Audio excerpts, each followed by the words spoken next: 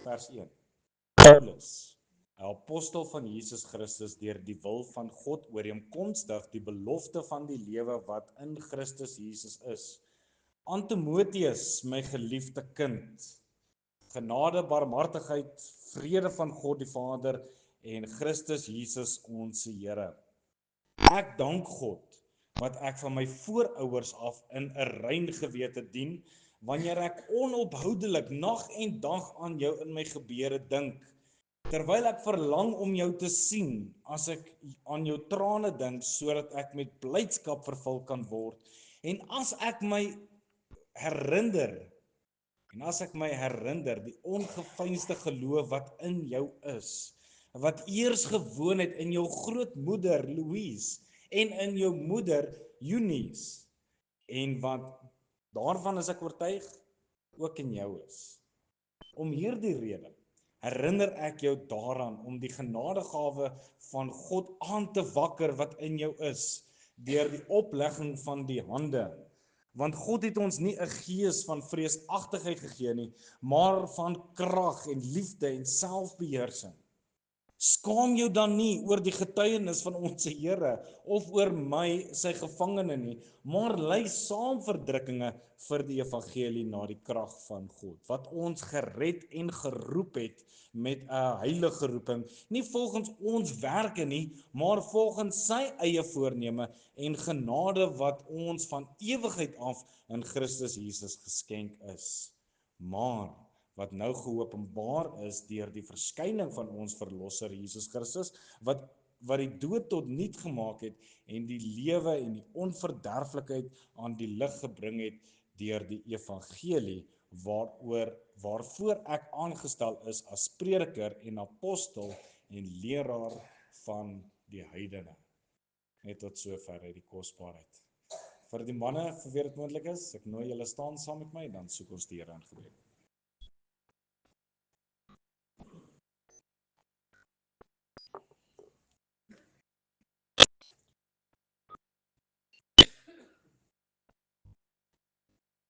Here, in 'n oggend soos hierdie sing ons 'n lied ver bo ons verstand.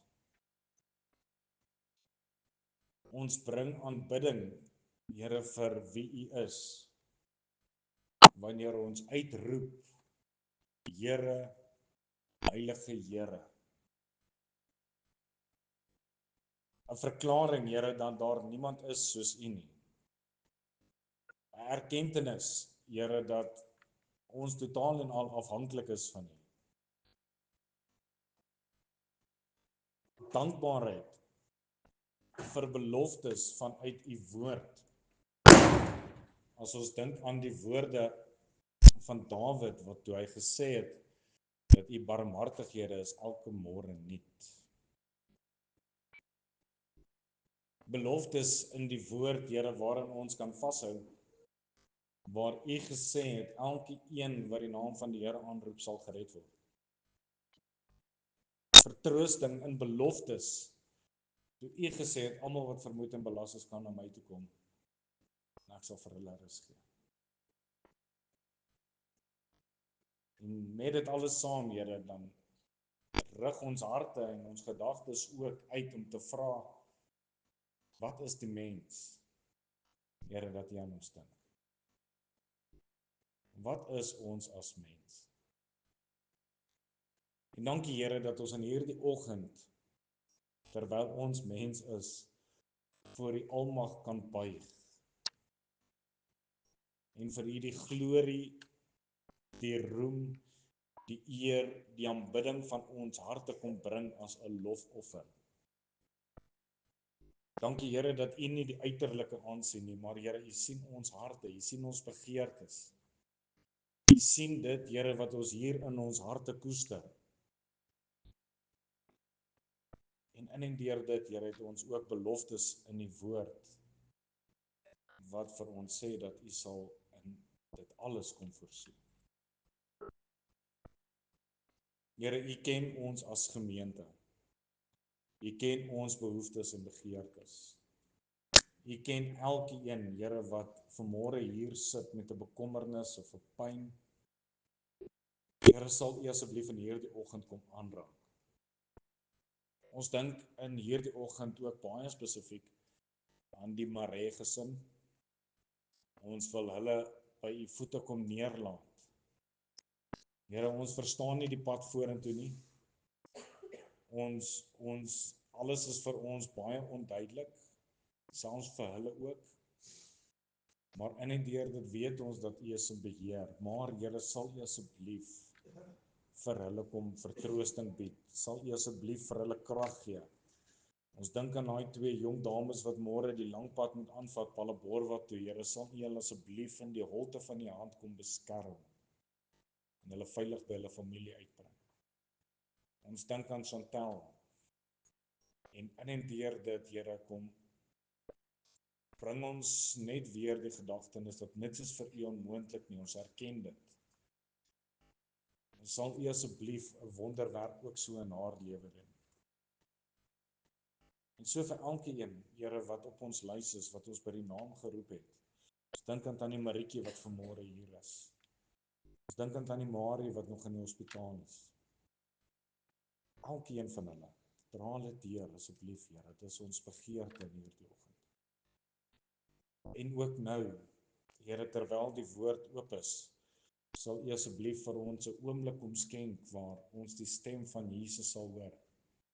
Kom pleit, Here, steek U knegt weg agter die kruis.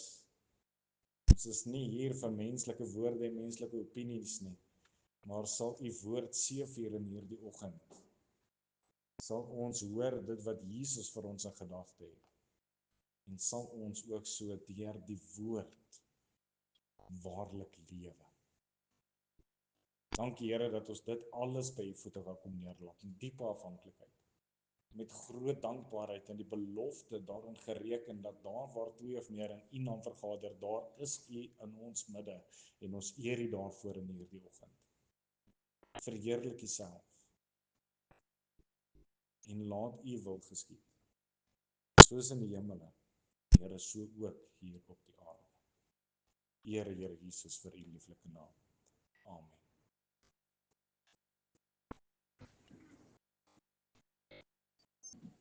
Kon julle raak sien wat ek bedoel het om te sê dat as dit nie vir 2 tannies was nie, sou hierdie brief moontlik nie geskryf gewees het nie? As jy dit nie raak gesien het nie, wil ek die aandag vestig op vers 5. Vers 5 sê, en as ek my herinner, die ongeveinsde geloof wat in jou is, wat eers gewoon het in jou grootmoeder, sy ouma, Louise, en in jou moeder, Eunice, en wat, daarvan is ek oortuig, ook in jou is. Geliefdes, na aanleiding van daai woorde wat Paulus daar skryf, wil ons graag met u praat onder die tema moeder se geloof wat generasies raak. Moeder se geloof wat generasies raak.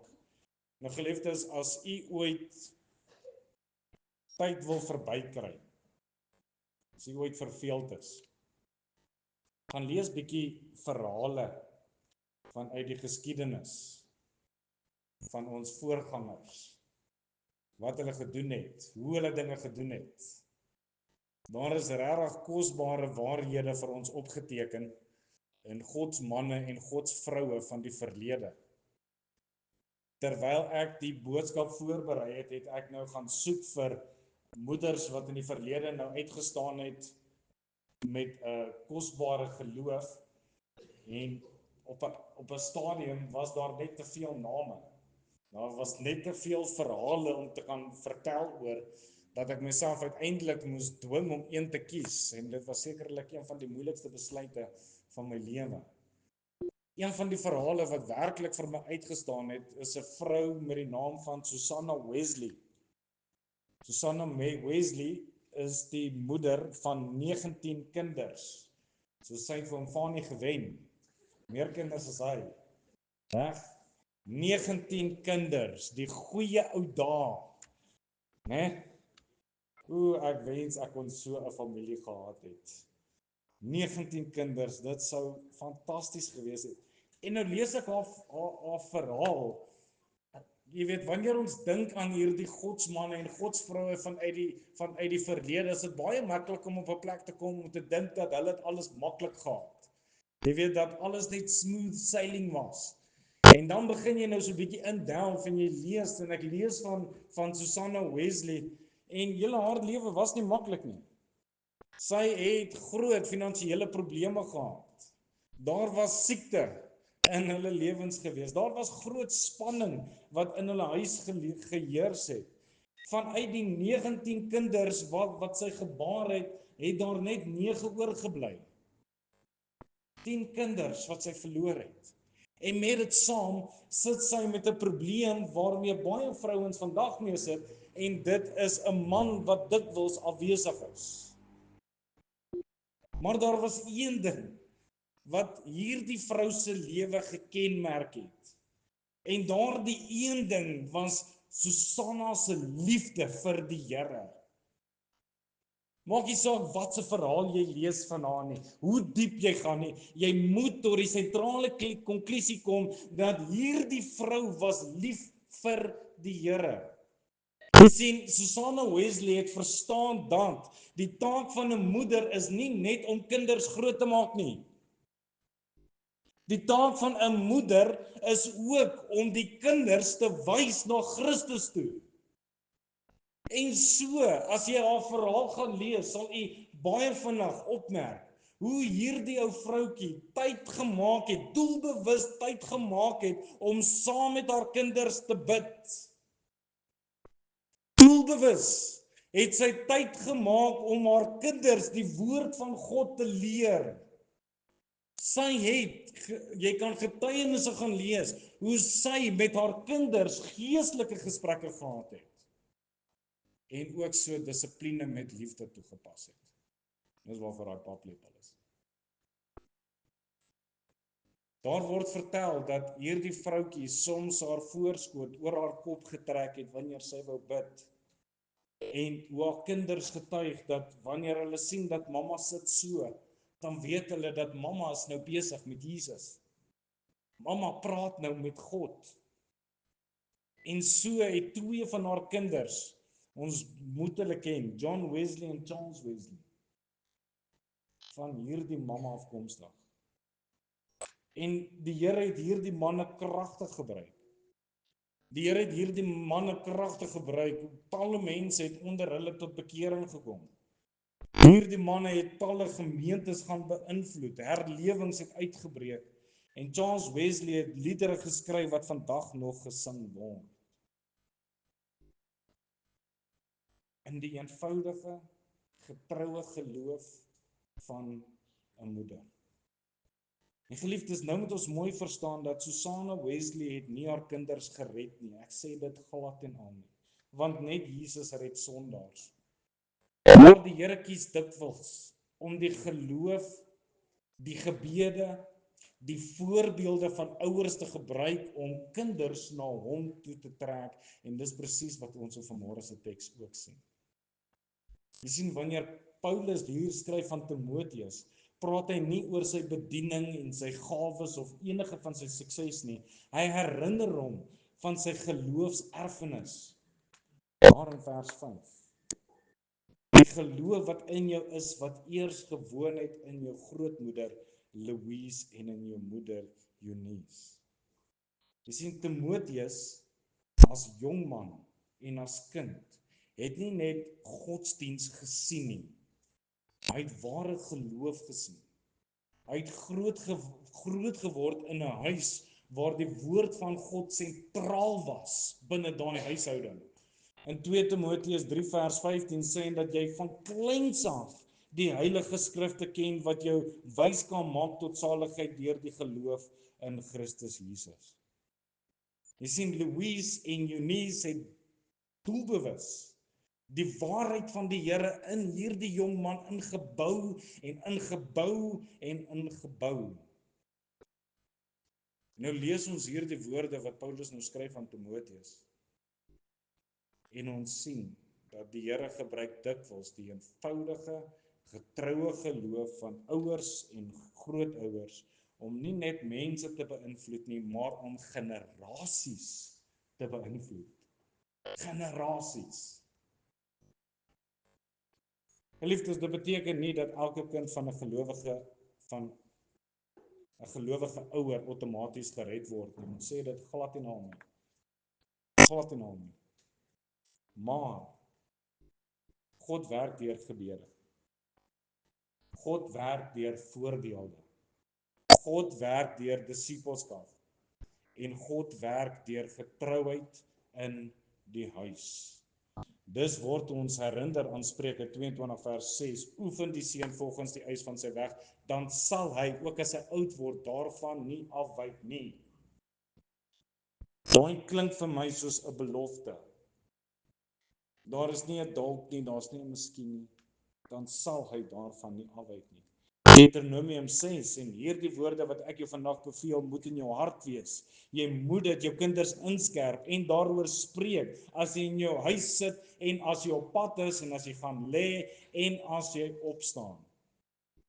Jy sien, geliefdes, ons het gister, toe praat ons so mooi daaroor, hoe die rol van ouerskap in die wêreld vandag 'n groot probleem geword het, veral wanneer dit kom by mammas. Jy sien, die huis was nog altyd bedoel om 'n plek te wees waar ware geloof uitgeleef word. Die huis is die plek waar Christus sentraal behoort te staan. En geliefdes, die huis is waar kinders die evangelie moet hoor en dit ook kan sien. En uiteindelik gaan hierdie teks dan nou verder, baie meer as net goeie moederskap. Hierdie teks gaan oor Jesus, want ware geloof wys altyd na hom. Nie in dit wat ek gedoen het nie. Nie in dit wat ek vermag het nie. Nie in dit wat ek aangetrek het nie. Nie in dit wat ek gedoen het nie. Geloof wys altyd na hom, wat hy vir my gedoen het. En daarom, geliefdes, is die grootste nalatenskap wat enige moeder vir 'n kind kan los, nie geld nie. Nie sukses nie. Nie prestasies nie, maar 'n lewe wat ander na Jesus Christus toe wys. Wanneer Paulus aan Timoteus dink, onthou hy nie sy talente, sy kennis, sy bediening nie. Hy onthou dit wat hy in sy huis gesien het. Nie 'n koue godsdiens nie, nie blote tradisie nie, nie 'n uiterlike vorm van godsdiens nie, maar 'n geloof wat eg was. 'n geloof wat geleef het, 'n geloof wat sigbaar was, 'n geloof wat hier vanuit die hart uitgekom het. Geliefdes, so moet ons onsself vra, het ons hierdie geloof? Is hierdie geloof binne my huis? Is dit iets wat ek vir my kinders aanraak, of sal ek 'n generasie by my laat sterwe? Ons doel is om die generasies na ons te bereik. Ons doel is om die generasies na ons ook te bereik met die evangelie. Maar dit gaan nie gebeur as ek nie begin met dit wat in my huis reeds is. En so kom wys hierdie gedeelte vir ons wat hierdie ware geloof is. Die eerste gedagte is dat ware geloof begin in die hart. Hy sê daarso, en as ek my herinner die ongeveinsde geloof wat in jou is, en dit is baie belangrik dat ons let op daardie woord ongeveinsde. Jy sien, daai woord ongeveins beteken, dit is iets wat opreg is, dis eg. Dit is sonder 'n masker, dis sonder 'n voorgee. Daar is geen skynheiligheid nie. Die tannie wat sy in die kerk was, is die tannie wat sy by die huis is. En Paulus getuig van hierdie geloof en hy sê dat dit was nie net 'n uiterlike godsdiens nie. Dit was nie net 'n kerkbywoning nie. Dit was nie godsdienstige gewoontes nie. Dit was nie mooi woorde nie. Hierdie twee tannies het die Here waarlik geken. Hulle geloof het vanuit hulle hart uitgegaan na 'n jong Timoteus toe wat uiteindelik ander kerke kon begelei. En jy sien in hulle tyd moet ons nou mooi onthou die gevare wat daar was. Want in Paulus hulle se tyd en Timoteus se tyd was hierdie gedagte van uiterlike godsdiens was iets wat geheers het in daai tyd. Die Fariseërs en die Sadduseërs was hoog tussen al die mense. Hulle wat die wet geken het, hulle wat lang gebede gebid het, hulle wat so godsdienstig gelyk het, maar eintlik baie ver van die Here af was. Daarom het die Here Jesus gesê in Matteus 15 vers 8, hierdie volk nader my met hulle mond en eer my met die lippe, maar hulle hart is ver van my af. Die Here kyk nie na die uiterlike dinge nie. Hy kyk na die hart. Hy het dit vir Samuel gesê. En Timoteus het nie net gehoor van geloof nie. Hy het dit gesien. Timoteus, net soos John en Charles Wesley, het gesien hoe hulle moeder bid. Het gesien hoe hulle moeder die woord van die Here liefhet. Hulle het gesien hoe mamma op God vertrou. Hulle het gesien hoe sy volhard het in moeilike tye. Daardie geloof was eg. En dit is bitter belangrik, want kinders sien baie vinnig of 'n geloof in God werklik is of nie. Jy sien ons kinders watch ons. Hulle hou ons dop.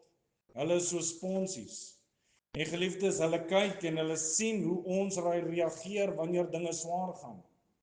Hulle sien hoe ons praat. Hulle sien wat vir ons belangrik is. En hulle kan sien of Christus waarlik die middelpunt van ons lewe is al dan nie.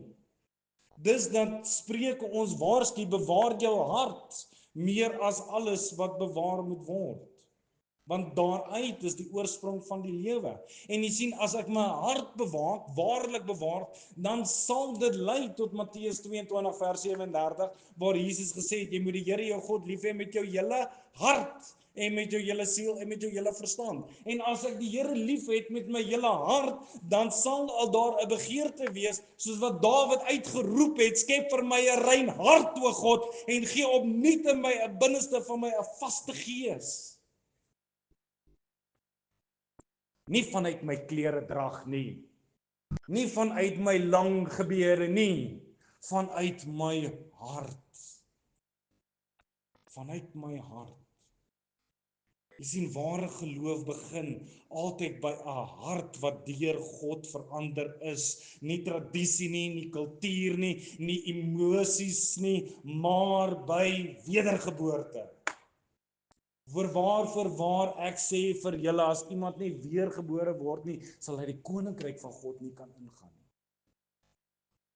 En geliefdes, dis baie moontlik om in die kerk groot te word, Christelike taal te praat, Bybelkennis te hê, betrokke te wees by 'n bediening, maar om Christus nooit te ken nie. Dis baie moontlik.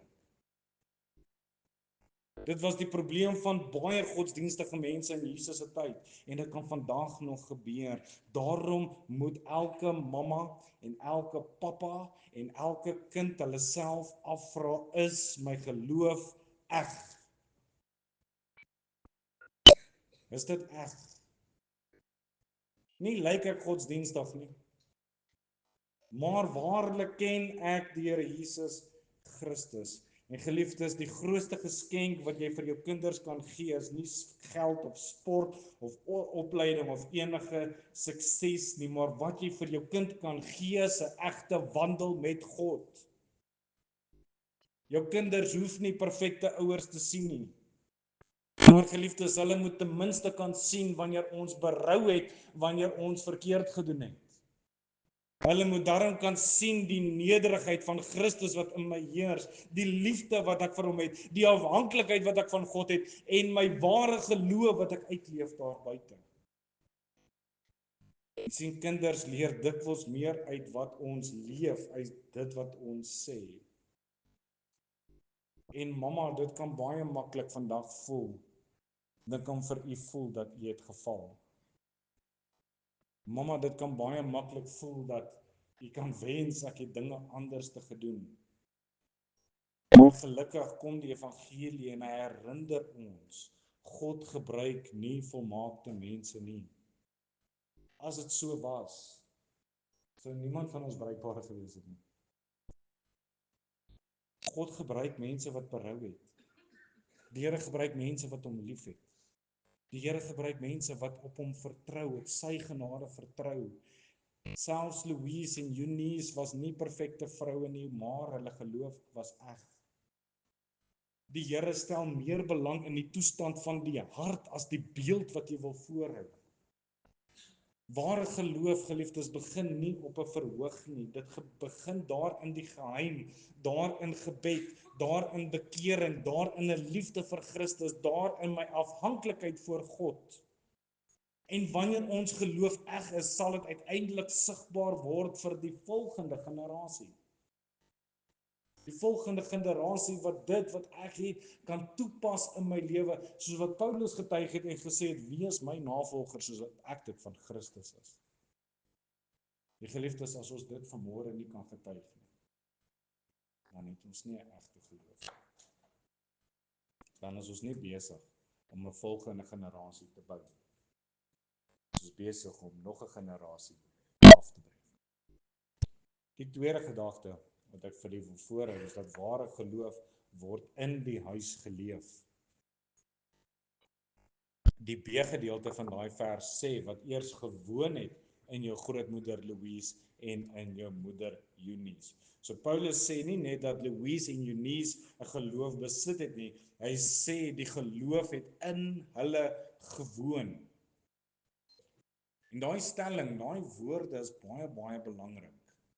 Want jy sien, geloof was tuis in daardie huis. So mooi hoe dit rym. Tuis in daardie huis. Die evangelie was nie net iets wat hulle op sekere dae beoefen het nie. Die evangelie was deel van hulle daaglikse lewe. Timoteus het nie in 'n godsdienstige huis groot geword nie. Timoteus het nie net in 'n godsdienstige huis groot geword nie. Hy het groot geword in 'n huis waar God waarlik teenwoordig was. Hoor jy mooi waartoe ons gaan? God teenwoordig in die huis. Wanneer Paulus aan Louise en Eunice dink hy aan 'n huis waar geloof uitgeleef is. En ek dink aan Timoteus en ek beny hom. Ek beny hom. Want hy het sy ma hoor bid. Hy het sy ma die skrifte gehoor lees. Hy het gesprekke met sy ma gehad oor God. Hy kon gesit het en gehoor het hoe sy moeder lofliedere uitgeroep het tot die Here. Hy het God se naam gereeld gehoor oor die lippe van sy ma afrol. Geliefdes, ek het nie daai voorreg gehad nie. En ek beny dit. Wens ek kon dit gehad. Hy het gesien hoe geloof die atmosfeer van 'n huis kom beïnvloed. Hoe hulle besluite beïnvloed is deur die evangelies, reaksies, prioriteite, dat hy juis kon sê dat van kleins af die Heilige Skrifte geken het wat hom wys kon maak. Die woord van God was deel van sy opvoeding. Die huis was nie net 'n plek van kos, slaap, werk en skool nie. Dit was 'n plek waar God se waarheid uitgeleef is. Dis die opdrag wat ons vind in Deuteronomium hoofstuk 4. Neem jou net in ag en wees terdee op jou hoede, dat jy die dinge nie vergeet wat jy oë gesien het nie, en dat jy hulle uit jou hart nie wyk al die dae van jou lewe nie, en jy moet dit aan jou kinders en jou kindskinders bekend maak. Die dag dat jy voor die aangesig van die Here jou God by Horeb gestaan het, toe die Here aan my gesê het, vergader die volk vir my en ek sal hulle my woorde laat hoor, dat hulle kan leer om my te vrees al die dae wat hulle op die aarde lewe en dit aan hulle kinders kan leer. Liefde, sien u die prentjie? Dat geloof was nie net beperk tot die tempel of die sinagoge of enige spesiale geleenthede nie. Geloof was deel van hulle huis, wanneer hulle geëet het, wanneer hulle geloop het, wanneer hulle gaan slaap het, weer eens wanneer hulle opgestaan het. God was deel van hulle alledaagse lewe. Dwars deur die Bybel sien ons hoe die Here in mense se harte gewerk het, in mense se huise gewerk het. By my gunsteling is Josua 24, maar ek en my huis, ons sal die Here dien. Dis 'n verklaring, dis 'n besluit wat 'n man geneem het om te sê, kyk, doen wat julle wil, as julle daai afgode wil dien, gaan doen dit, maar ek en my huis sal nie so wees nie, ons sal die Here dien. Hy sê, my huis sal aan God behoort. Cornelius was vir my ook 'n mooi voorbeeld, waar hy sê, hy met sy hele huis was vroom en godsvreesend en het baie almoes aan die volk gegee en was altyd deur in die gebed tot God. Die tronkbewaarder in Handelinge hoofstuk 16, toe bring hy hulle in sy huis en sit hulle 'n maaltyd voor en hy het hom verheug met sy hele gesin dat hy tot geloof in God gekom het. Die Here werk in 'n huis waar sy naam geëer word. Dit beteken nie dat die huis perfek is nie. Dit beteken nie dat daar nooit konflik gaan wees nie, of dat almal altyd sterk gaan wees nie, maar dit beteken dat die Here Jesus is sentraal van dit alles. 'n Huis waar geloof woon, bid saam. 'n Huis waar geloof woon, lees die woord van die Here saam.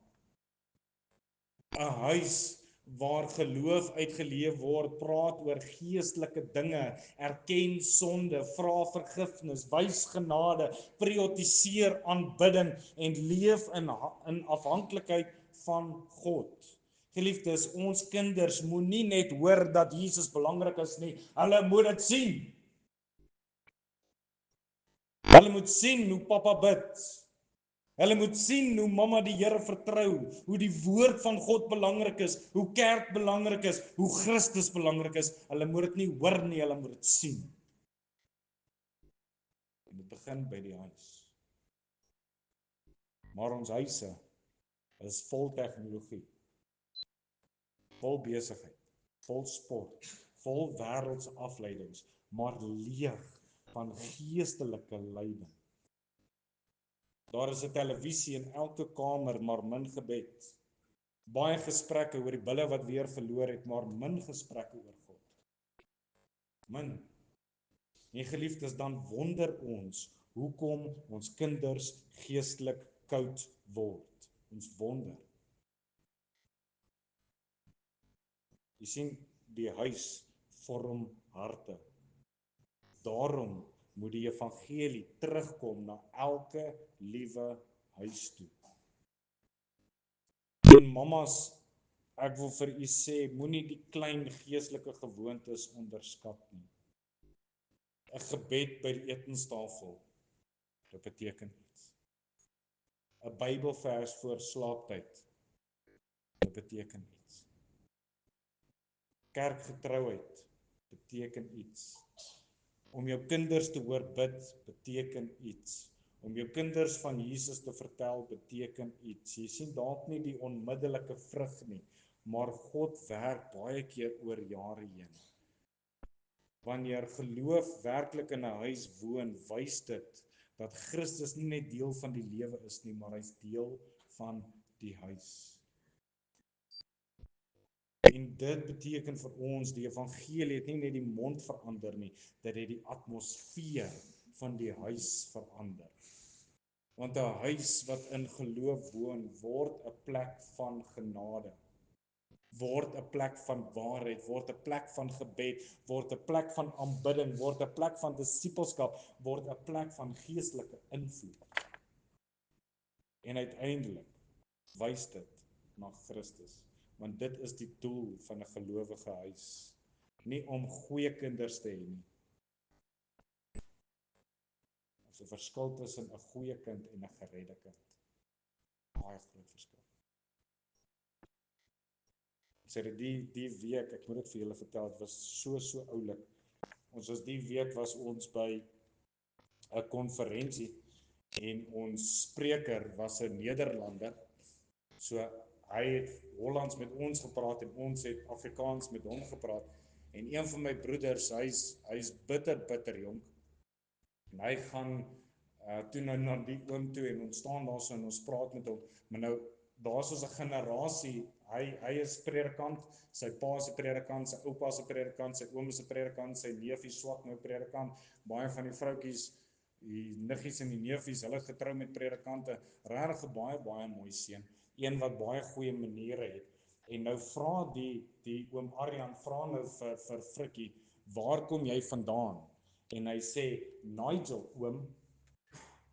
En nou vra hy in sy Hollands, Nigel oom, jy weet met 'n vraagteken. En hierdie Frikkie, nee oom, Nigel oom. En hy vra weer, Nigel oom? Hy sê, nee oom, dis Nigel oom. En so gaan hierdie ding aan en na 'n rukkie toe sê ja oom daar naby Heidelberg.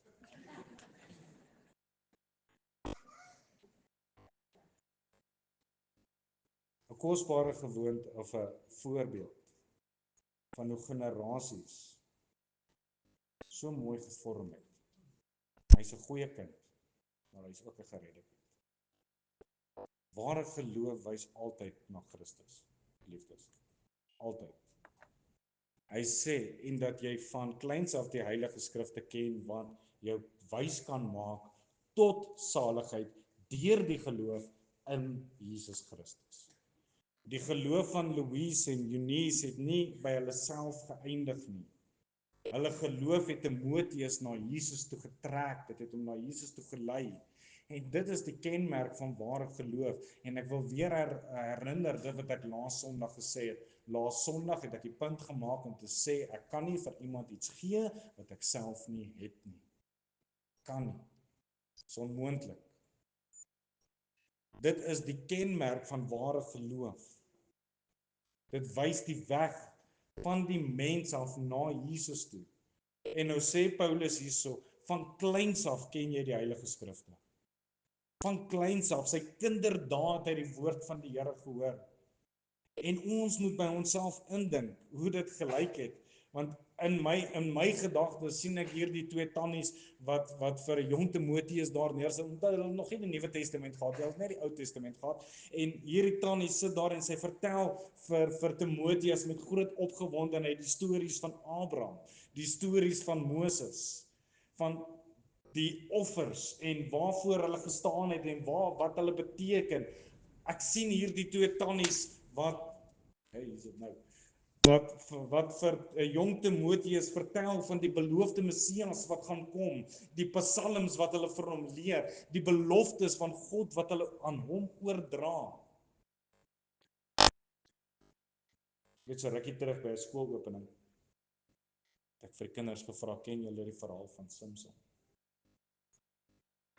3 kinders het hulle hande opgesteek. 3 uit 30.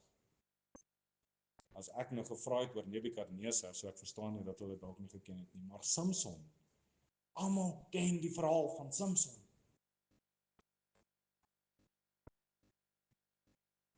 Jy sien hulle geloof het 'n rigting gehad, en daai rigting was na Christus toe.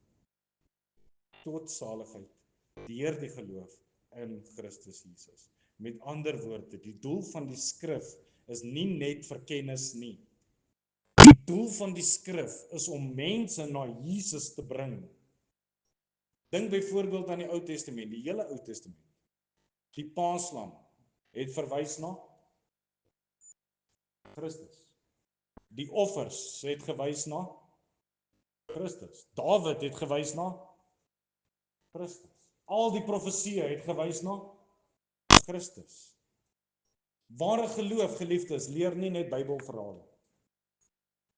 Ware geloof sê, kyk na Jesus. En Louise en Eunice wou nie hê dat Timoteus net slim of godsdienstig moet wees nie, of net goeie waardes wou hê nie. Hulle wou gehad het dat hierdie seun wat voor hulle groot word, Christus moes ken. En dis wat ware geloof is. Dit wys, geliefdes, dat kinders kyk na die kruis. Dat sondaars na genade moet gewys word. Dat gebrokenis na 'n verlosser gewys moet word. Ons geloof moet na Christus Jesus wys. Die Here Jesus het dit self gesê. Hy sê, julle ondersoek die skrifte omdat julle meen dat julle die ewige lewe het en dit is die wat van my getuig. Die Here Jesus sê vir hulle, julle verstaan nie eers wat julle lees nie. Julle verstaan nie dat dit ek is waarvan die skrifte praat nie. Geliefdes, kan ons na ons kinders toe gaan en die woorde van Paulus, ek het nou nie die Afrikaanse woord nie, maar mimiek naboots, om te kan sê dat ek het my voorgeneem om selfs onder my kinders niks anders te weet as Jesus Christus en hom as gekruisigde nie. Geliefdes, redding is nie net godsdienst nie. Dit is in Christus alleen. En 'n huis waar ware geloof leef, moet 'n huis wees waar die Here Jesus sentraal staan. Nie goeie gedrag, goeie maniere, goeie dissipline, godsdienstige tradisies nie, maar die evangelie moet sentraal staan. Geliefdes, kinders vandag so jonk as wat hulle kan, moet hoor dat Jesus het vir sondaars gekom. Ons kinders moet hoor dat hy het aan die kruis gesterf. Ons kinders moet hoor dat hy het opgestaan, hy vergewe sondes en hy red volkome. Ons kinders moet dit hoor. En ek is baie jammer om vir u te kan sê dat dit is nie my werk nie. Dit is nie my werk om julle kinders te leer nie. Dit is julle werk om julle kinders te leer. Ons moet versigtig wees, want dit is baie maklik om kinders groot te maak met moraliteit, met godsdienst, met Bybelkenners, maar sonder die evangelie. Kinders moet nie net leer doen beter nie, hulle moet leer jy het 'n verlosser nodig. En dit beteken dat ons gereeld oor Jesus moet praat. Ons moet die evangelie saam lees, ons moet die kruis verduidelik, ons moet kinders wys op God se genade, ons moet hulle leer hoe om te bid, en ons moet hulle wys op hulle behoefte na Christus. Nou die dag ry ek en Katrein, ons is op pad skool toe, en daar's 'n program op die radio, en 'n jong dametjie van 'n skool het ingebel, ek skat haar so graad 8 terug, en nou is daar 'n quiz besig waar hulle hierdie kinders besig is om te quiz, vra en watter dorp is hierdie land en jy weet al die klas wat goed. En dit val my toe by, hulle vra toe die aanbieder vra, sing enige liedjie van Joe Black. En Katrein hak af, my God is so groot, sy sterkheid so magtig. Liefdes, ons moet met ons kinders praat. Ernstig. Ons onderskat hulle wanneer hulle so jonk is. Ons onderskat hulle. Ons moet met hulle praat. En wanneer ons kinders faal, wanneer hulle sondig, wanneer hulle bang raak of skuldig voel, moet ons hulle nie na 'n paar reëls toe stuur nie, ons moet hulle na Jesus toe stuur. Want die grootste gevaar vandag is baie mense het godsdienst sonder Christus. Baie mense het kerk sonder 'n evangelie en baie mense het 'n moraliteit sonder wedergeboorte. Ek is 'n goeie mens. Ek is 'n goeie mens. Die Bybel sê goeie mense gaan nie hemel toe nie. Ware geloof, ons geloof behoort te wys na die kruis. Dit behoort te wys na genade. Dit moet wys na Jesus. Ware geloof verstaan die grootste behoefte van die mens is nie verbetering nie, maar dit is redding. Ons probleme in vandag se tyd onder ons kinders, geliefdes, is nie swak selfbeelde of moeilike omstandighede of 'n gebrek aan sukses nie. Ons grootste probleem is sonde. En daarom is ons grootste behoefte die Here Jesus Christus. 'n Geloof wat nie na Christus wys nie, is nie 'n Bybelse geloof nie. Want die hart van die evangelie is eenvoudig. Christus is gekruisig, Christus het opgestaan en Christus is die wat sondaars red. Wanneer ek sê ek is in ware geloof, dan behoort ek Christus te bewonder, ek behoort hom te vertrou, ek behoort hom te verkondig en ek behoort ander mense na Jesus toe te lei. Handelinge 1 vers 8 sê, maar julle sal krag ontvang wanneer die Heilige Gees oor julle kom en dan sal julle miskien my getuies wees. Julle sal dalk my getuies wees. Julle sal my getuies wees. Sal, maar ek kan nie vir iemand iets gee wat ek self nie het nie. En iemand wat iemand nog nie by die Here uitgebring het nie, is nie 'n getuie nie. En dan vra ek, waar is die krag van die Heilige Gees? Ons grootste nalatenskap is nie goeie waardes nie. Dit is my kinders by Jesus uit te bring. Niks meer, niks minder. Die laaste gedagte is die eenvoudige waarheid dat ware geloof beïnvloed generasies. En as ek my herinner, die ongeveinsde geloof wat in jou is, wat eers gewoon het in jou grootmoeder Louise en in jou moeder Eunice, en nou baie belangrik, en wat daarvan is ek oortuig ook in jou is. So Paulus kyk na Timoteus en hy sien dieselfde geloof wat in Louise en in Eunice gewoon het. Hy sien dit en daardie geloof wat in hulle was, woon nou ook in hom. Die geloof het dus van een generasie na 'n volgende generasie gegaan, nie omdat dit outomaties oorgedra word nie, dis glad nie wat ons wil sê nie, maar omdat God deur die getroue invloed van gelowige mense 'n manier kon gekry het om daai persoon na hom toe te trek. Kyk mooi na die ketting. Louise het die Here gedien, Eunice het die Here gedien, Timoteus dien nou die Here. En Paulus sien die vrug van geestelike invloed oor die generasies heen. Dit beteken weer eens nie dat Timoteus gered was omdat sy familie gelowig was nie. My kinders gaan nie hemel toe omdat ek 'n predikant is nie. Elke persoon moet self tot geloof in Christus kom, maar God het die voorbeeld, die gebede, die onderrig en die getuienis van hierdie moeders gebruik om hierdie jong man by te kom. Die Here gebruik baie keer mense wat getrou bly. Louise en Eunice het waarskynlik nooit besef die invloed wat 'n jong Timoteus in die wêreld daar buite gaan hê nie.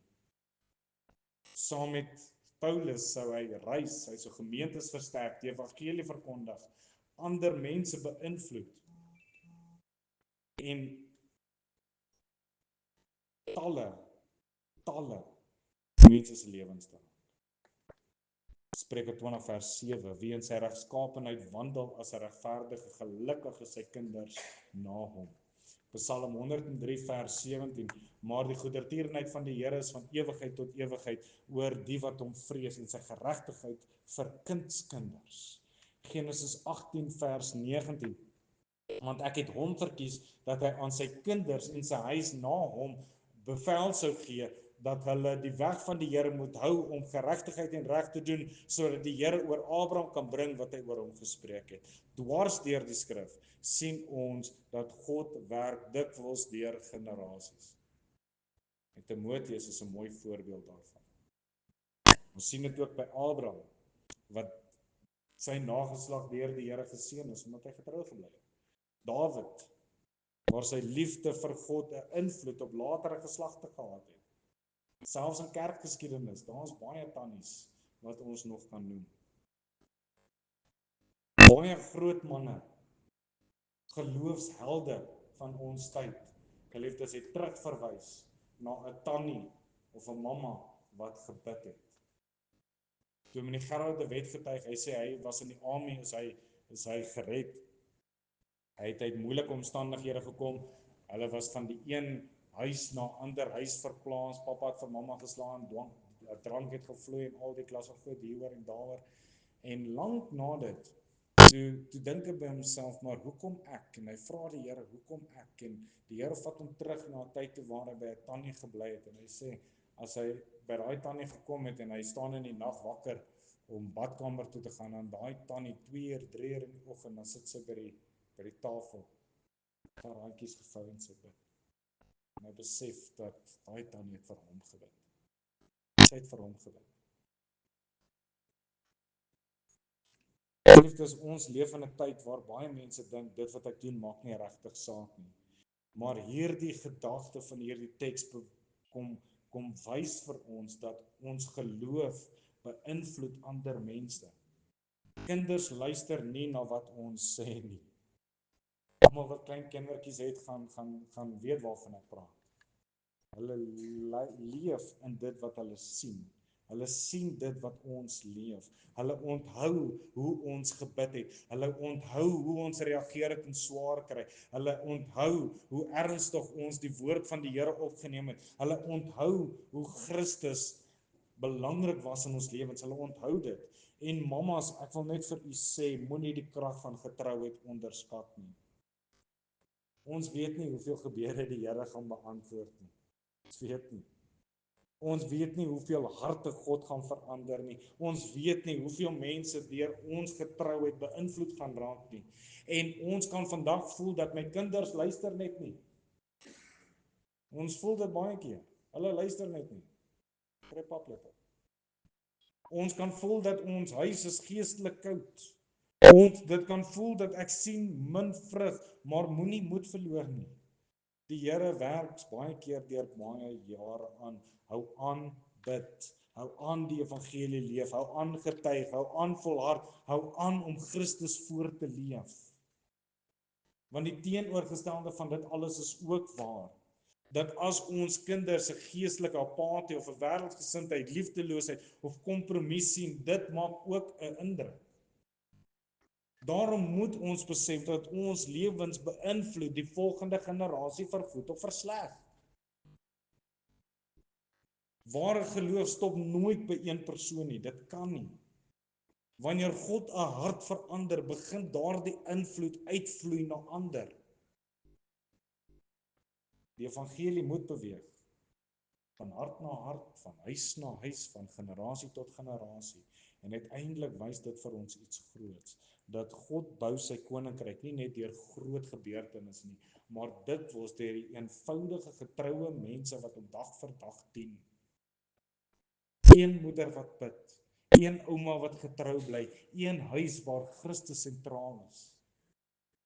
Die Here gebruik dit om generasies te verander. En weer eens beklemtoon ek, die grootste nalatenskap wat ons kan los is nie rykdom, status of sukses nie, maar 'n geloof wat ander na Jesus toe lei. Geliefdes, hierdie teks het vir ons 4 waarhede voortgebring. Ware geloof begin in die hart. Ware geloof word geleef in die huis. Ware geloof wys altyd na Christus. En ware geloof beïnvloed generasies. Maar uiteindelik gaan hierdie boodskap nie net oor die getrouheid van moeders nie, dit gaan oor die grootheid van Jesus. Want selfs die beste moeder het genade nodig. Selfs die beste moeder het vergifnis nodig. Die beste moeder het 'n verlosser nodig. En die evangelie, die goeie nuus is dit, dat Jesus het gekom om sondaars te red, gebroke harte te herstel en families te verander deur sy genade. En jy kan vandag moeg voel of bekommerd wees, moedeloos of bewus wees van al jou tekortkominge. Die uitnodiging van die evangelie is nie om eers jou lewe reg te kry nie. Die uitnodiging van die evangelie is kom na Christus toe. Johannes 1 vers 12. Almal wat hom aangeneem het, aan hulle het hy mag gegee om kinders van God te word, aan hulle wat in sy naam glo. Wanneer Jesus 'n hart verander hy 'n huis, verander hy 'n familie en verander hy toekomstige generasies. Vandag vra ons, ek vra nie hoe lyk jou godsdienst nie. Vra is dit eg? Vra U, is dit eg? Kan jou lewe ander na die Here Jesus toe lei? Gaan jou lewe getuig daai dag wanneer ons die eindstreep hier op aarde behaal? Is jou geloof eg? Mag die Here vir ons genade gee, geliefdes, dat ons waarlik hierdie kort gedagtes in ons binnekamer invat en net weer seker maak dat ons is op die plek waar ons moet wees. Nie net ons nie, maar ons huishouding so saam. Want dit alles beïnvloed die generasies wat na ons kom. Amen. Kom ons bid saam.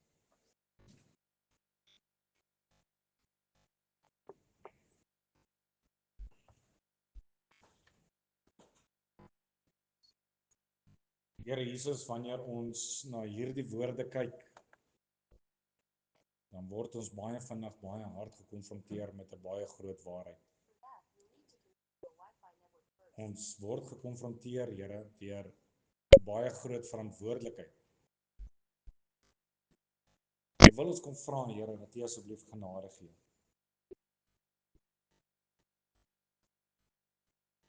Here, U ken ons harte.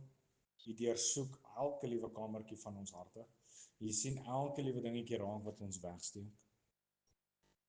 Here, wil ek kom bid vir iemand hier vandag wat nog nie daai besluit gemaak het nie.